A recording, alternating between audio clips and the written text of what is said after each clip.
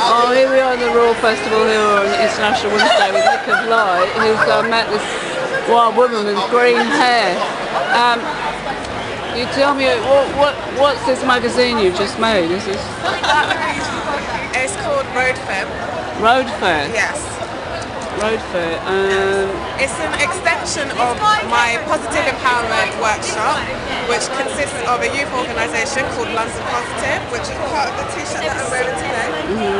And I work with young girls from 13 to 19, and I just do work around themselves and their identity. Brilliant, yeah. Because I've got a daughter of 14 and a half. Oh, do you? And if you want to come to Clapham, it's whole load over there. They're all going through, Yeah, no, definitely. Well, definitely get her to join www.londonpositive.org.uk. Because what I do is I get young people to sign up, and then the next time I have a project, which the next one's probably looking to be April or May, then we can just contact them, and then we find a location which is like a certified, youth space, like a community centre or something, and get them all to interlink. Well, there's a community hall where I live, but I mean, you have to take on the hierarchy. Yeah, but because we were discussing, feminism, if it's not compassionate, can be scary. What I've also noticed is that some council places, they don't want other areas to join. Well, this is the area thing that we're having a problem with, because I know it's International Women's Day, and I was saying that I've been in Clapham with some women, but there's hierarchies and tribes and gangs and systems that women need to join together. My Ghanaian friend always says that if women are united together, men couldn't misbehave, but they can misbehave as long as women carrying on, allowing them. But it needs to be a compassionate revolution. Definitely. So that's why, even though my work is primarily for young girls, I also work with just other marginalised groups. So we do have projects with the LGBT community, but also there's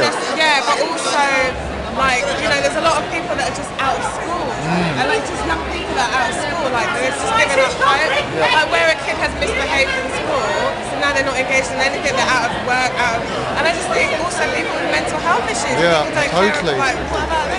So it's kind of like a lot of stereotyping again, I find that people are bereaved and emotional stress. Mental health issues personally. No, but I think what I'm trying to say. To find sanity. I think in London. No, what I'm trying to say is that bereavement. The word, I don't agree with the word. What I'm trying to say is that bereavement and isolation causes a problem. So no problem usually begins in the mind. The mind is a tool for the body and the soul, but if the body is bereaved through stress and the soul is not allowed to express itself, so having isolated therapy isn't holistic. So when we work together in Holistic London, it's about uniting a spiritual revolution through the heart to get over the bereavement. The bereavement is mental health should be abolished because it sounds like Frankenstein to me. So a lot of young girls going through puberty don't have female initiation, like men don't have male puberty initiation. So you have a lot of hormonal freaks about, emotionally disturbed, and then they box it out into mental health and give you a load of tablets, and then people want to kill themselves and people get hurt. We have to find spiritual healing for our cycles and for our own. Why aren't there workshops for being a young woman and a young man? We cover every possible aspect, being a lesbian, being heterosexual, being what you are. But this is the other thing, also, going back to sexuality, sex education is really bad in schools. Is it? Because young people come up and there's a negativity. Young people, to me, should be joyful and a joy in the environment, but they're so negative sometimes. It shouldn't be like that. Young people are very beautiful and very visual. And where's the joy? The inner joy. I'm working with young people that feel like they have should be joy. Young people are brilliant. I feel like the Conservative government definitely took away your name again? From young people. Zara Swansea. Zara Swansea. I'm not going to go on and on and on. They won't watch it. They used the tuition fees for university. They stopped, when I was at school, there was an incentive for kids to go to school. If your attendance is good, they give you £30 a week.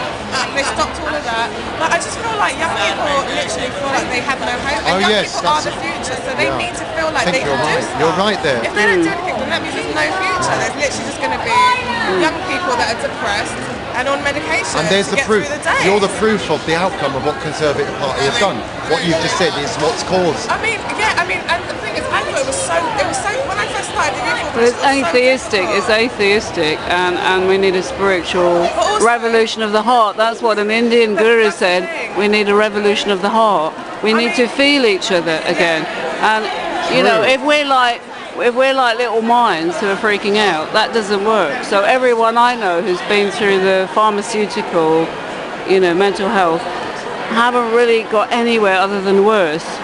So I think we need to have a whole new approach, because someone going out walking in the countryside could help them more than being stuck in the Maudsley down in Brixton Road, where people have to put up with atrocities.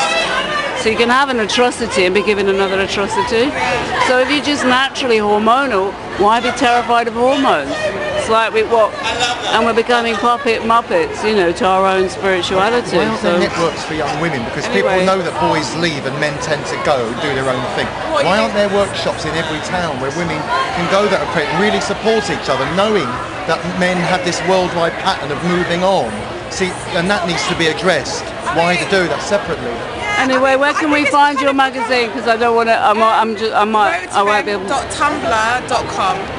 www.roadfemme.tumblr.com. So this is for women particularly to rediscuss their creativity, their spiritual sexuality, their hormones. Storytelling from women around the world. That's good, yeah. Like literally, I'm going to fine tune it in the next ones, because I'm very passionate about violence against women. Like globally, there's also, you know, I've been doing a lot of work with the FGM movement.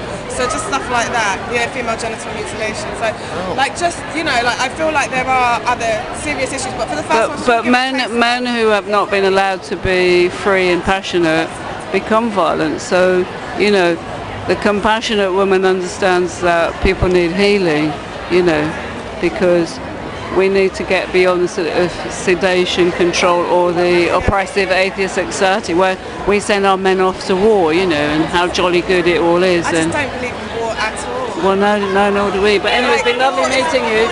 We're in the South Bank with Nick of Light from Holistic London, who's just been doing a laughter workshop. I love you all. That's my song. I love you all. And then, thank you very much for speaking on International Women's Day. And men can be loving. Men can be loving. And women should be more compassionate. I know a lot of men that are really doing a lot of work with women.